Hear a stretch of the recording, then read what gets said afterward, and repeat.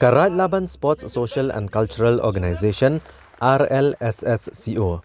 Hakalai potrik uyayong arajar arpuar kala Pynkup burom igilai spak kendai pu Ngut ke Samla Pule ke belawan cekamat igijing Pule jongki. Bat la airu di laptop cekilai pu Ngut ke belawan di kerdan ke bah kemat dek haki eksamen beper. Ya kini ke Samla Pule la Pynkup burom do MLA ke pentorum kra uba ALHEC rengkat ke jingedon lang u Presiden ke BJP Meghalaya uba Ernest Mori UMLA ke South Shillong Constituency uba San Borshulai ubalong ru Presiden jong ke RLSSCO bat kiwe-kiwe ke belasya khot ngobha.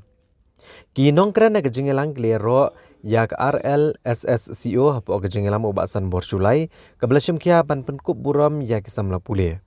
Bat kini ke jing ajing itu kerpang kanang ai mensiam ki bat kenang trishitom ha ke jing jongki. Uba ALHEC ulong bagi jengnang jeng start kelong kebakong sanba kena kejuk ke bamenta.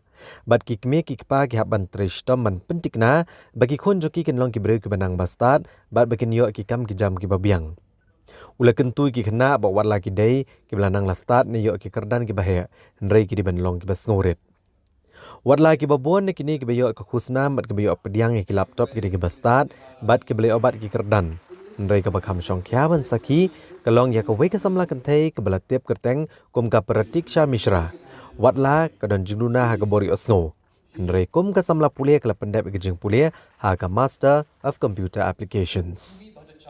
We need to inculcate or imbibe the spirits of a great human being. Today we want to produce also the country, our state, our country. Of course we need a good and meritorious student. At the same time also we need a greater required today, the desire of the society today, we need a great human being. A human being who respects the others.